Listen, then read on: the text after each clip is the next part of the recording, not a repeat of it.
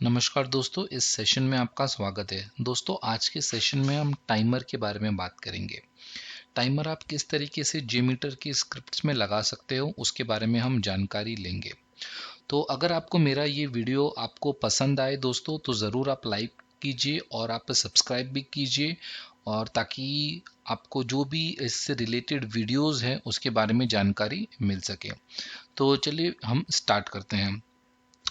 तो timer for example, अगर आप कोई यूज़र के बारे में अगर मैं कोई बात करूं कि अगर कोई यूज़र है तो वो किसी भी एप्लीकेशन में जाएगा या किसी भी वेबसाइट में जाएगा, तो बिल्कुल वो रोबोट की तरह हर जगह फटाफट फटाफट तो क्लिक नहीं करेगा, है ना। तो वो अपने हिसाब से वो क्लिक करेगा, थोड़ा यहाँ वहाँ दिखेगा, गो थ्रू करेगा वेबसाइट को, देन दूसरा रिक्वेस्ट वो क्लिक करेगा। ठीक है, तो एक्चुअल यूज़र एक्सपीरियंस को जब आप रेप्लिकेट करना चाहते हो तो आप क्या करते हो, अपने रिक्वेस्ट में आपको कुछ ना कुछ डिले डालना पड़ता है। फॉर एग्जांपल, एक रिक्वेस्ट आपने जनरेट किया, एक रिक्वेस्ट है और दूसरा रिक्वेस्ट तुरंत हो जा रहा है, थर्ड रिक्वेस्ट उसके बाद तुरंत एग्जीक्यूट हो जा रहा है, ऐसे फोर्थ फिफ्थ ऐसे कंजिक्यूटिवली रिक्वेस्ट एग्जीक्यूट हो रहे हैं। तो आपको क्या करना है, आपका रिक्वायरमेंट ये है कि अभी आपको हर एक रिक्वेस्ट के बाद कुछ डिले डालना है ना। तो उस चीज़ पे आप क्या कर सकते हो, वहाँ पर आप टाइमर का यूज़ कर सकते हो। तो हम दो एग्जाम्पल देखने वाले हैं, टू टाइप्स ऑफ टाइमर है जो हम दो टाइप देखने वाले हैं। वो पहला है कांस्टेंट टाइमर और जो दूसरा है यूनिफॉर्म रैंडम टाइमर। अगर आप कांस्टेंट टाइमर के बारे में बात करेंगे, तो if you want to have each thread pause for the same amount of time between request, use this timer। अगर आपके पास दो सैम्पलर है HTTP रिक्वेस्ट के टाइप के, फॉर एग्जांपल दो HTTP रिक्वेस्ट है, अगर आपको सेम दो या तीन या चार, ठीक है, ये डिफरेंट आपके HTTP रिक्वेस्ट बने हुए हैं और इन सभी रिक्वेस्ट के बीच में आपको एक कांस्टेंट टाइमर लगाना है, एज एन कांस्टेंट डिले लगाना है कि 3 सेकंड का, 4 सेकंड का, कि पहला रिक्वेस्ट एग्जीक्यूट हुआ उसके बाद 3 सेकंड का डिले, फिर सेकंड एग्जीक्यूट हुआ फिर 3 सेकंड का डिले, या फिर 2 सेकंड्स का डिले, जितना भी डिले आप लगाना चाहते हो। लेकिन जो भी आप पैरामीटर दोगे वो बिल्कुल सेम रहेगा। It's a constant timer. ठीक है। और जो दूसरा टाइप हम देखने वाले हैं वो है यूनिफॉर्म रैंडम टाइमर। तो ये क्या होता है कि this timer pauses each thread request for a random amount of time with each interval having the same probability of occurring. The total delay is the sum of random value and the offset value। तो ये अगर आप देखोगे uniform random timer की अगर मैं बात करूँ तो इसमें दो फील्ड होगा। पहला तो होगा कि रैंडम टाइमर के लिए और दूसरा होगा ऑफसेट वैल्यूज का। तो ये जो रैंडम टाइमर होता है इसके अंदर जो आप टाइम डालते हो वो maximum in terms of millisecond है। तो वो आपको उसके अंदर डालना पड़ता है। और जो दूसरा है वो ऑफसेट वैल्यू। तो आपका जो यूनिफॉर्म रैंडम टाइमर होगा दोनों का एडिशन होगा, आपका ऑफसेट वैल्यू और आपने जो रैंडम अमाउंट ऑफ टाइम का जो उसमें स्पेसिफाई किया है वो। ठीक है। तो अभी मैं क्या करता हूँ, इसमें जाता हूँ JMeter की तरफ में जाता हूँ मैं, और ये हमारा हो गया JMeter। मैंने JMeter खोल दिया है। तो मैं क्या करूँगा, सबसे पहले इसको सेव कर देता हूँ। आपको पहले क्या करना है, फाइल न्यू टेस्ट प्लान करना है, उसके बाद सेव कर देना है। तो मैं क्या करूँगा, इसके अंदर जाऊँगा रिकॉर्डिंग्स, इसके अंदर मैं सेव करने वाला हूँ। इसको मैं क्या बनाऊँगा, टाइमर टेस्ट प्लान लिख देता हूँ मैं। इसको मैंने सेव कर दिया, फर्स्ट स्टेप। ठीक है। उसके बाद हम क्या करेंगे, इसको राइट क्लिक करना है, आपको ऐड करना है थ्रेड यूजर्स। आपने थ्रेड ग्रुप ऐड कर दिया, एज यूजुअल यहाँ पर 111 रहेगा। उसके बाद राइट क्लिक करना है, ऐड, और सैम्पलर में जाइए और HTTP रिक्वेस्ट ऐड कर दीजिए। उसके बाद मैं क्या करूँगा, यहाँ पर थ्रेड ग्रुप के लेवल पे ही ऐड करके मैं क्या करने वाला हूँ, यहाँ पर लिसनर डाल दूंगा व्यू रिजल्ट ट्री। तो ये मेरा एक स्केलेटन तैयार हो गया, HTTP रिक्वेस्ट आ गया, और यहाँ पर हम क्या करेंगे, सर्वर नेम और IP डालेंगे। तो मैं क्या करने वाला हूँ, मैं इसमें जाता हूँ, देख लीजिए ये आपका जो डॉक्यूमेंटेशन है यूनिफॉर्म रैंडम टाइमर, और ये जो कि है यहाँ पर डिफरेंट टाइप्स ऑफ टाइमर है, कांस्टेंट टाइमर। ठीक है। तो इस तरीके से यहाँ पर आप डॉक्यूमेंटेशन को रेफर कर सकते हो। तो मैं क्या करूँगा, यहाँ पर jmeter.apache.org इसके अंदर जो मौजूद है इसको कॉपी करूँगा, और यहाँ पर मैं क्या करूँगा, यहाँ पर सर्वर नेम और IP में इसको डाल दूंगा, पेस्ट कर दूंगा, कंट्रोल एस सेव कर दिया मैंने।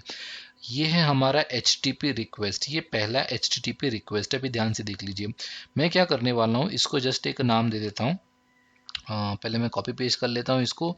HTTP रिक्वेस्ट को राइट क्लिक कर दीजिए, कॉपी कर लीजिए और यहाँ पर जो थ्रेड ग्रुप के लेवल पे आप क्या कर सकते हो, पेस्ट कर सकते हो। ठीक है, पेस्ट कर दिया। ठीक है, तो यहाँ पर आप इसको ऐसा कर सकते हो एंड मैं क्या करूँगा, इसको कॉपी करूँगा और यहाँ पर देख लीजिए मल्टीपल 4 रिक्वेस्ट मैंने बना दिया। इसको मैं ऊपर कर देता हूँ, इसको ऊपर कर देता हूँ। ठीक है, ये चारों रिक्वेस्ट यहाँ पर हमारे आ गए। तो अब मैं क्या करूँगा, इसको रिक्वेस्ट 1 कर देता हूँ डिफ्रेंशिएट करने के लिए। इसको रिक्वेस्ट 2 कर देता हूँ।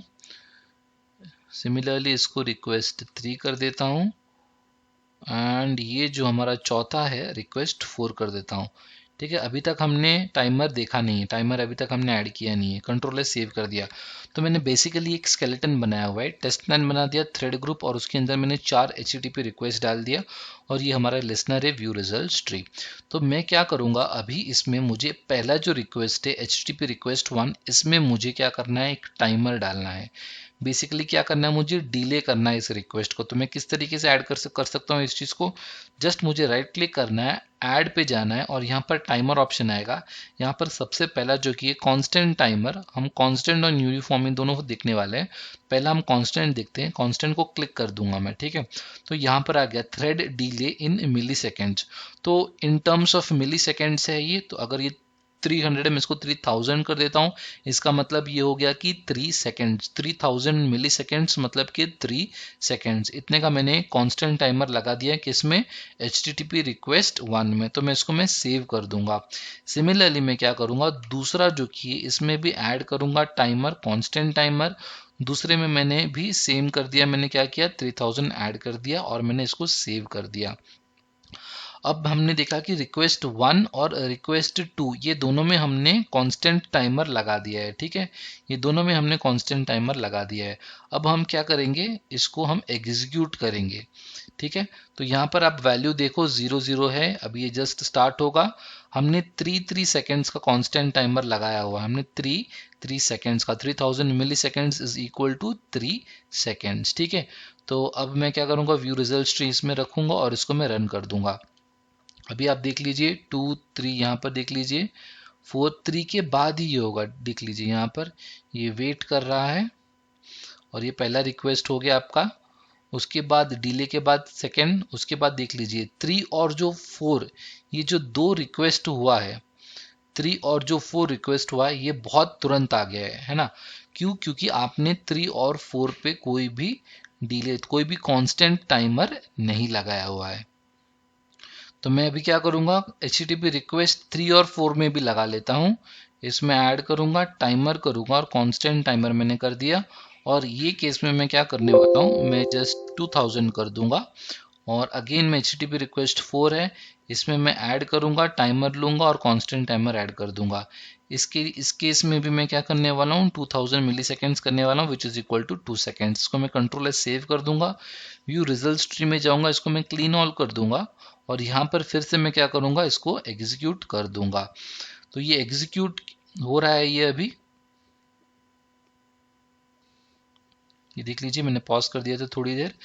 फर्स्ट, सेकंड, फिर डिले लग रहा है, थर्ड एंड देन डिले, उसके बाद फोर्थ। तो उसके हिसाब से आपके इसमें डिले लग के जो भी रिक्वेस्ट है, request HTTP request 1, HTTP request 2, HTTP request 3 और ये HTTP रिक्वेस्ट 4।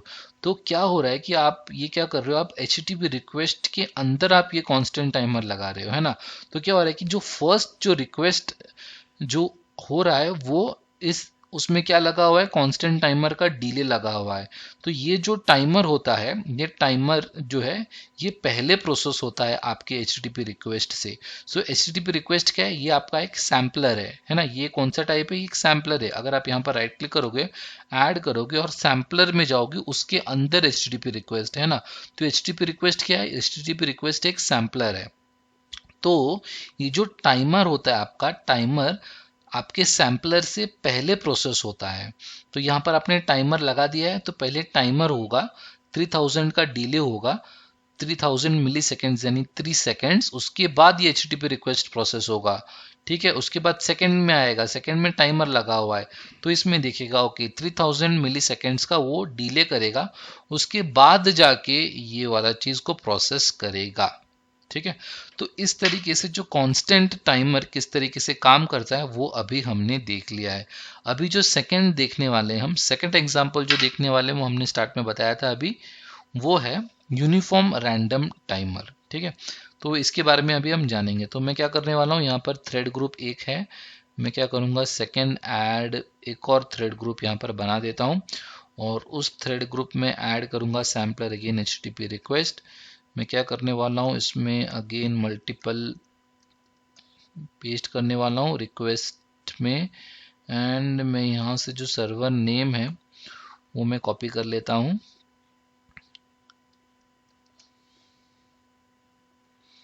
कर लिया मैंने, ठीक है। अब यहाँ पर HTTP सर्वर नेम सब में मैं इसमें डाल देता हूँ, जो बेसिक स्केलेटन है वो कर रहा हूँ मैं अभी के लिए। उसके बाद हम क्या करेंगे, इस HTTP रिक्वेस्ट में हम टाइमर ऐड करेंगे। अभी हम जो देखने वाले हैं सेकेंड टाइप ऑफ टाइमर देखने वाले हैं। अगेन यहाँ पर मैं क्या करूँगा, यूनिफॉर्म रैंडम टाइमर 1,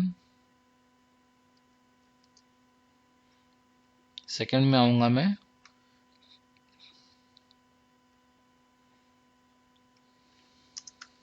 यहाँ पर 2, और यहाँ पर मैं क्या करने वाला हूँ 3,